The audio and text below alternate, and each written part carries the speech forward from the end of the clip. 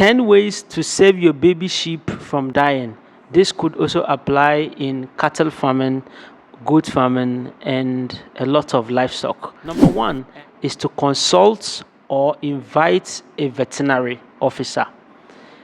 Mostly, if the mother of a sheep or cow or goat is about to give birth and you have access to veterinary, you need to invite a veterinary officer around so he could come and probably support you in the delivery. This is very important because a lot of us just want to think that it is automatic. It should just be able to give birth without any struggles. But sometimes they may need hands, they may need support. So if you want to save the baby sheep from dying, you need to get a qualified person around. Sometimes there are machines that could help the mother push or to be able to give birth easy. And you and I, in most times, we don't have this. So if you could get a veterinary to come around, if there are those machines, even if they don't have the machines, they could at least know one or two things that you don't know. How much would you pay them at the end of the day? Don't be greedy. Number one. Number two is to ensure that there is colustrum intake in the first few hours after birth. When a mother gives birth, the baby may definitely be hungry.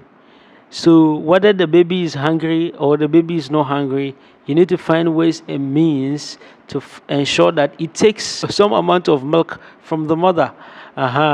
So sometimes after cleaning the baby, the mother could help and support the baby to take. But sometimes some of the babies may be too weak or they may not be able to take the breast milk from the mom after birth immediately. So within the first few hours, the owner of the farm, you have to provide means to ensure that the baby takes breast milk immediately or a few hours after birth. You need to ensure that the baby should be able to take the breast milk of the mother. This helps give it a lot of nutrients and gives it a lot of energy in the first few hours. Number three is to assist with feeding.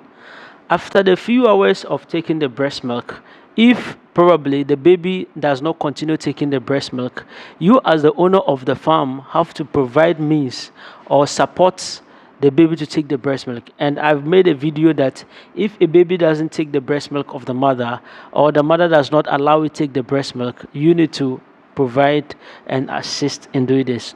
Number one is to try to pull breast milk from the mother. So if you could drag out breast milk from the mother, you could at least get a feeding bottle to feed the baby.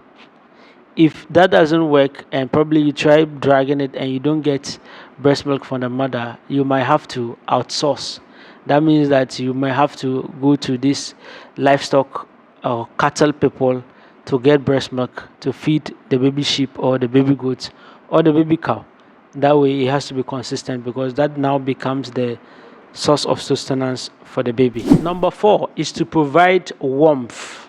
A lot of us may not have given attention to this, but when a mother gives birth to a baby, you need to find ways and means that the place is very conducive.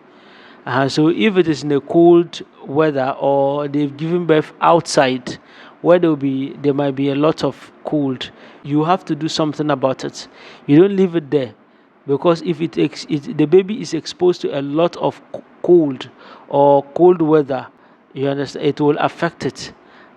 So you as a farmer, if the mother gives birth outside or wherever, so number one, ensure that the place is dried. If it is on the floor or their room or outside, ensure that that place is dried. And number two, if it is in a cold place, you need to provide heat. And there are various ways of providing heat. You can set fire in their room. There are these heat lamps. You can put sockets on top or at the side so that you'll be providing some amount of heat, not too much heat for the baby. That is very important because the baby is already not used to the environment. So you as a livestock farmer have to ensure that you provide a little bit or some amount of warmth for the baby to be comfortable. And sometimes you might consider choosing a different room for them, and then ensuring that that place is nice, it is dried, and there's a lot of heat there. So you have to separate them from the other livestock like that. Comprehend? We. Number 5 is prevent hyperthemia. When the mother gives birth to a baby, you need to ensure that the place is not too hot. So hypothermia means a hot body temperature.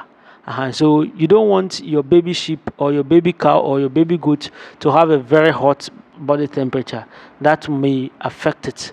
So you need to ensure that 1, the place is dry, it's not wet.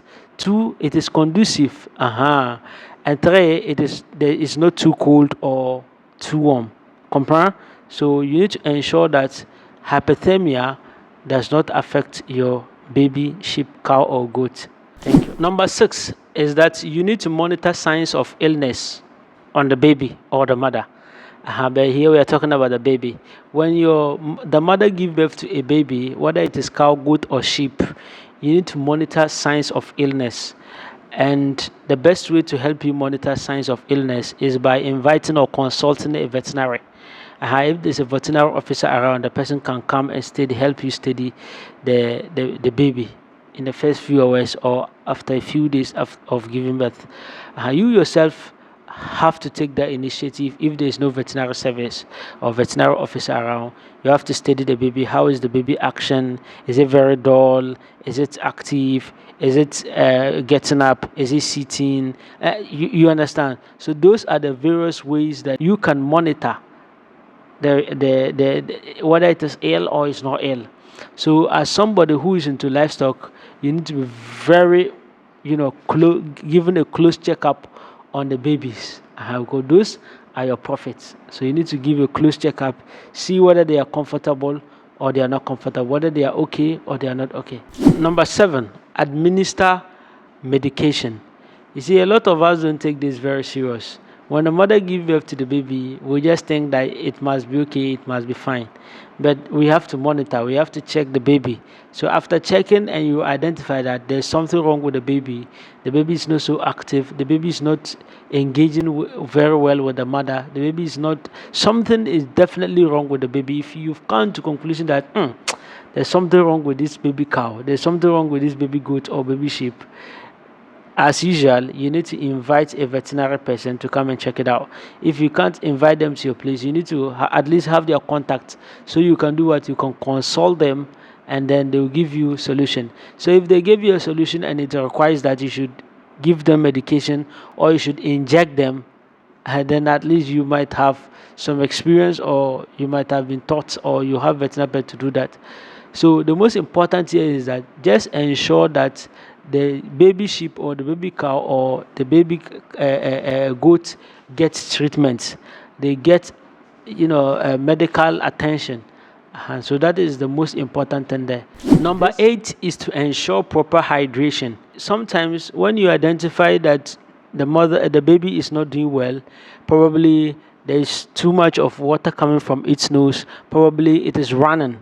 It is watery type of shit. You understand? Or there's a way that the baby is losing a lot of water in itself. So you as the farmer, you need to ensure that this water that it is losing gets replaced. And sometimes you can provide water for it to drink, but it doesn't drink. So what are the ways you can ensure that this baby will get might get replaced? So you have to find, okay, if I'm giving it water and it's not drinking, how can I make her drink the water? Are you going to force the baby to be drinking the water, or you are going to for most people they put salt in the water so the water will be tasty and sweet, so when they drink it they will like it and they want to take more. I think this is one of the ways that you can prevent dehydration and ensure proper hydration in livestock. So ensure that the baby sheep or cow or goat don't suffer dehydration. Number 9 is address respiratory issues. When you check the baby and you see that it is struggling to breathe, and sometimes you can hear sound, it will do. So you need to know that, there's something wrong with this baby sheep or baby cow. What are the various ways you can help it? Number one is to ensure that the environment that it is there's fresh air coming in. If you open the windows, if you will ensure that the place have a lot of air, just ensure that there is fresh ventilation around so that the baby can have fresh air to breathe. Another way is that if there's mocus, there is in the nose of the sheep or the cattle or the goat, you need to find ways and means you can clear the mucus from the nose so that it can have a passage to breathe. So this is very important. If you don't do this before you realize your sheep may be suffocated. And there are medications too, that if a sheep is suffering from respiratory problems, your veterinary officer can give you direction as to which medication to take and which one not to take. Comprehend? Then the last one is one of the most important insight. When you discover that your baby sheep has a major sickness, you need to find ways and means you can separate it or isolate it from the remaining. So isolation of baby sheep is what we term it. So if you have a lot of babies and then they are just all mixing up, but you identify that this one is sick, it's probably infected, you need to find ways and means to remove it so that it doesn't spread the disease on the other ones. So when you remove it too, you'll be able to get a lot of attention and a lot of treatment and observe its progress before when it gets okay, you bring it back. I think these are the 10 ways you can save your baby sheep, your baby cattle, or your baby goat from dying. And I think if this video has been beneficial to you, kindly feel free to subscribe and share this video to your friends. Assalamu alaikum wa rahmatullahi wa barakatuh.